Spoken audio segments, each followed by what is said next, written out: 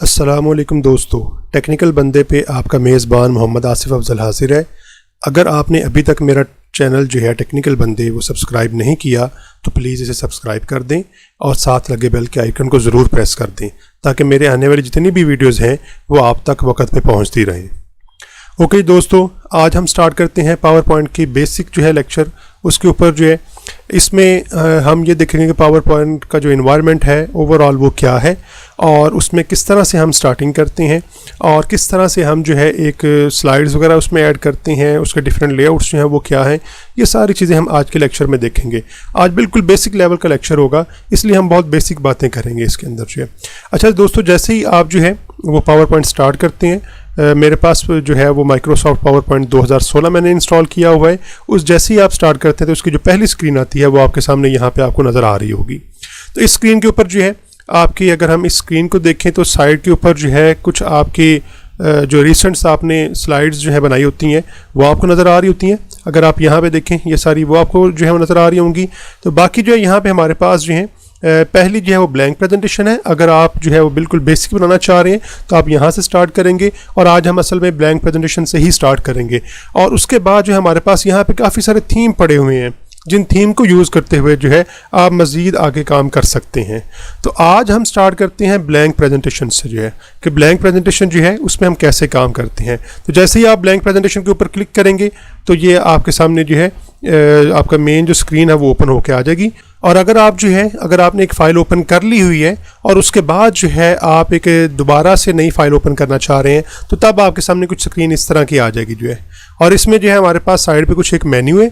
इस मेन्यू में काफ़ी सारे ऑप्शंस हैं जिनको हम बाद में डिस्कस करेंगे। और यहाँ पे फिर उसी तरह से सबसे पहले ब्लैंक प्रेजेंटेशन है और उसके बाद जो है हमारे पास डिफरेंट किस्म की जो थीम्स हम जो अवेलेबल है हमारे पास, जिनको हम अपनी जो है वो प्रेजेंटेशन के अंदर यूज़ कर सकते हैं, वो यहाँ पे दिखाए गए हुए हैं।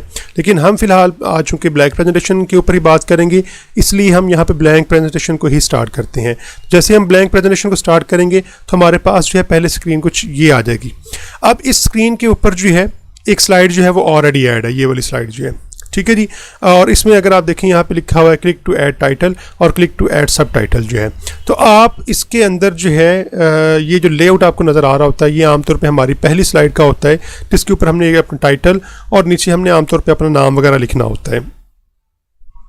आप यहाँ पे मज़ीद स्लाइड्स अगर आपने ऐड करनी है तो आप यहाँ से ऐड कर सकते हैं।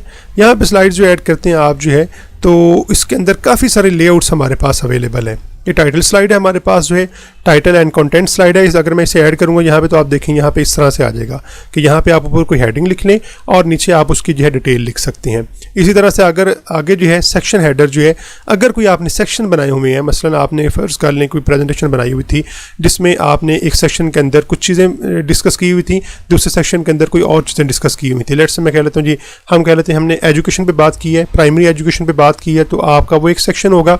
और अगर हमने जो है वो हायर एजुकेशन में बात की है तो उसका एक दूसरा सेक्शन हो जाएगा। तो आप अपने सेक्शन को डिफरेंशिएट करने के लिए ये वाली स्लाइड जो है फिर ऐड कर सकते हैं। इसी तरह हम अगर आगे देखें तो टू कंटेंट्स, यानी हमारे पास जो यहाँ पे स्लाइड इस तरह की आ जाएंगी कि आप ऊपर हेडिंग दे के दो तरह के कंटेंट्स जो यहाँ पे ऐड कर सकते हैं। इसी को आप कंपैरिजन के लिए भी यूज़ कर सकते हैं। इसी तरह से हमारे पास ये कंपैरिजन के लिए एक स्पेसिफिक भी बनी हुई है जिसमें क्या होता है कि ये तकरीबन उसी तरह की मिलती जुलती है। अगर आप देखें तो सिर्फ ये यहाँ पे आपकी एक सब हेडिंग जो है मज़ीद ऐड हो जाएंगी ताकि आप जो है जिस चीज़ के बारे में कंपैरिजन करना चाह रहे हैं उसकी हेडिंग यहाँ पे आप लिख सकें जो है।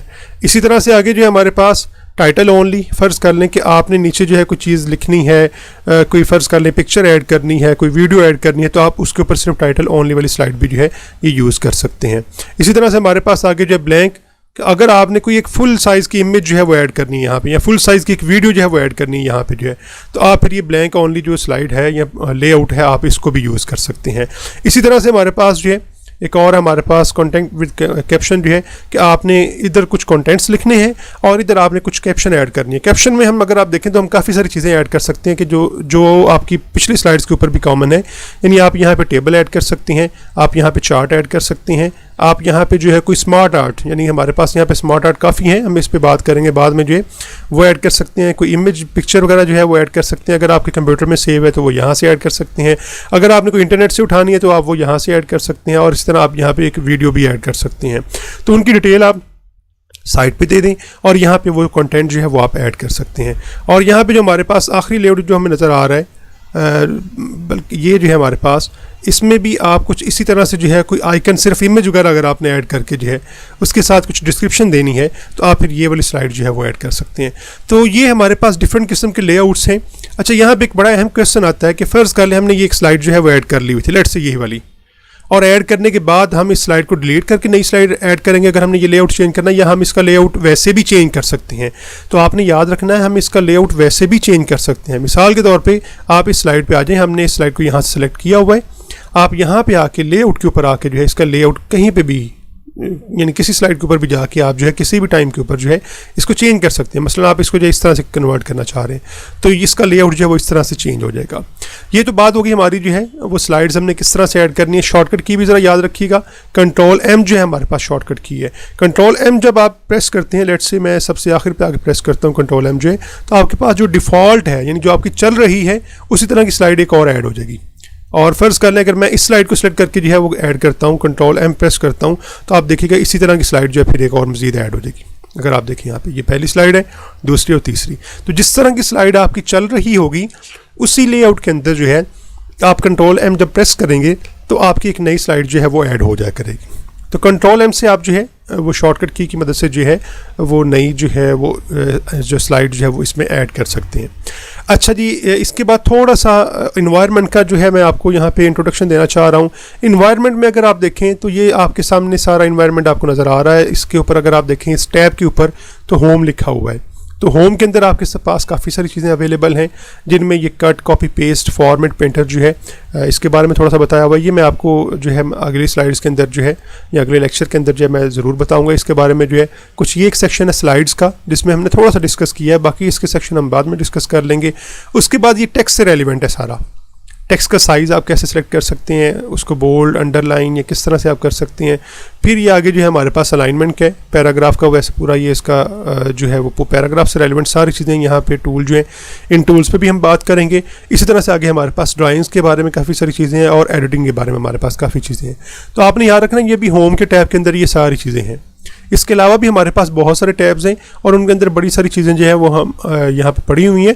हम उनको जो है वो 1 बाय 1 टैब्स को और उनमें जो आगे टूल्स अवेलेबल हैं उनको 1 बाय 1 हम जो है वो डिस्कस करेंगे कि हम उनको कैसे यूज़ किया करते हैं। कॉपी पेस्ट वगैरह का जो है मैं आपको आज थोड़ा सा बताता चलता हूँ कि कॉपी पेस्ट आप कैसे कर सकते हैं। और शॉर्टकट कीज़ भी आपको मेरा ख्याल पता होगा, लेकिन मैं आपको रिवाइज़ करवा देता हूँ। मसलन फ़र्ज़ कर लें हम यहाँ पे ये एक पहली स्लाइड है, इसके ऊपर मैंने कुछ लिखा हुआ है। लेट्स से हम यहाँ पे ये कह लेते हैं ड्राइंग। ये एक चीज़ मैंने यहाँ पे लिखी हुई है, आप इसको सिलेक्ट करके यहाँ पे जो है ये आप फिर जब सेलेक्ट करेंगे फिर ये जो है वो पहले डिसेबल है दोनों, कट और कॉपी। जैसे ही आप इसको सिलेक्ट करेंगे तो ये इनेबल हो जाएंगे, यानी आप इन्हें क्लिक कर सकते हैं। तो आप यहाँ से कट भी कर सकते हैं, यहाँ से आप कॉपी भी कर सकते हैं। कॉपी करके मैं इसको दूसरी स्लाइड के जो है वो यहाँ पे ला के पेस्ट करना चाह रहा हूँ, तो यहाँ पे आके आप इसको क्लिक करते हुए जो है वो पेस्ट कर सकते हैं। तो शॉर्टकट कीज़ जो है दोबारा हम करते हैं यहाँ पे जो है, अगर हम इसको सिलेक्ट करते हैं लेट्स से कंट्रोल सी, ये भी आपको स्क्रीन के ऊपर नज़र आ गई होगी कि मैंने जो प्रेस की है, और यहाँ पे आके आप जो है जहाँ पे आप पेस्ट करना चाह रहे हैं, लेट्स से मैं नेक्स्ट लाइन में पेस्ट करता हूँ एंटर प्रेस करने के बाद, तो यहाँ पे मैं कंट्रोल वी प्रेस कर दूँगा। आपको ये की भी नज़र आ गई होगी यहाँ पे जो है वो लेक्चर के ऊपर, वीडियो के ऊपर जो है। तो आप ये कीज़ यूज़ करते हुए जो है वो शॉर्टकट कीज़ जो है आप इनको कॉपी और पेस्ट भी कर सकते हैं। अच्छा, यहाँ पे एक चीज़ और जो है वो ये, लेट्स से मैं ये जो ड्राइंग है मेरे पास, एक आखिरी ऑप्शन हमारे पास, हम उसको भी देख लेते हैं। इसको मैंने जो है वो चेंज कर लिया, इसका मैंने कोई फ़ॉन्ट जो है स्टाइल चेंज कर लिया फ़ॉन्ट का जो है। यहाँ पे कोई सा एक फ़ॉन्ट का स्टाइल मैं इसका रख लेता हूँ, लेट्स से ये वाला मैंने रख लिया। इसका जो है साइज़ मैं यहाँ से भी इसका जो छोटा और बड़ा कर सकता हूँ, और यहाँ से प्रेस करके मैं इसको जो है स्टेप बाय स्टेप छोटा और बड़ा साइज़ इसका कर सकता हूँ। लेट्स से मैं इसको बोल्ड भी कर देता हूँ, ठीक है जी, और उसके बाद मैं इसको जो है वो अंडरलाइन भी कर देता हूँ। अब ये मैंने इतने सारे इटालिक भी कर देता हूँ लेट्स से। अब ये जो मैंने इतने सारे काम किए हैं, यही काम मैं इस नीचे वाली राइटिंग के ऊपर भी करना चाह रहा हूँ।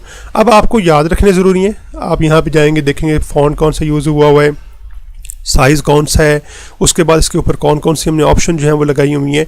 ये सारी चीज़ें आप जो है वो देखने के बाद फिर इसको सिलेक्ट करेंगे। एक आसान तरीका है, आप इसको सिलेक्ट करें, ये हमारे पास फॉर्मेट पेंटर है, आप इस पर आके क्लिक करें, क्लिक करने के बाद जो है अगर आप देखें तो हमारे कर्सर के साथ आप जो है एक ब्रश टाइप की जो है वो आइकन नज़र आ रहा होगा। अब आप क्या कर सकते हैं कि ये जो फॉर्मेट आपने बनाया हुआ था, जिसमें आपने फ़ॉन्ट स्टाइल भी सेट किया था, कोई इसका साइज़ भी सेट किया था, बोल्ड भी किया था, अंडरलाइन भी किया था, इटालिक भी किया था, ये सारा कुछ आप इसके ऊपर जो है वो इम्प्लीमेंट करना चाह रहे हैं। तो आपने जस्ट जो है वो क्या करना है कि यहाँ पे आके इसके ऊपर पेस्ट करते हैं। तो देखिए वो बिल्कुल उसी तरह का बन गया है। मैं दोबारा करता हूँ, कंट्रोल-Z की मदद से हम ये काम ख़त्म भी कर सकते हैं जी। यहाँ पे मैं पहले ये सिलेक्ट कर लूँगा, फिर मैं आऊँगा फॉर्मेट पेंटर के ऊपर। यहाँ पे देखें अगर कर्सर जो है वो भी बिल्कुल सिंपल है।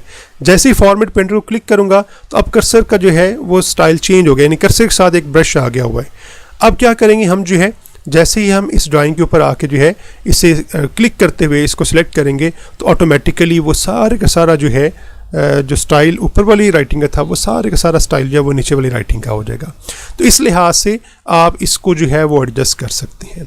तो दोस्तों आज के लेक्चर में इतना ही। हम अगले लेक्चर के अंदर ये जो हमारी सीरीज़ स्टार्ट हुई है पावर पॉइंट की, उसमें मज़ीद इसके ऊपर जो है वो बात करेंगे। ओके जी, अल्लाह हाफिज़। मेरे चैनल को ज़रूर सब्सक्राइब कर दीजिएगा और बेल के आइकन को ज़रूर प्रेस कर दीजिएगा ताकि मेरे आने वाली जो नई वीडियोज़ हैं पावर पॉइंट के ऊपर या किसी भी और टॉपिक के ऊपर वो आप तक पहुँचती रहें।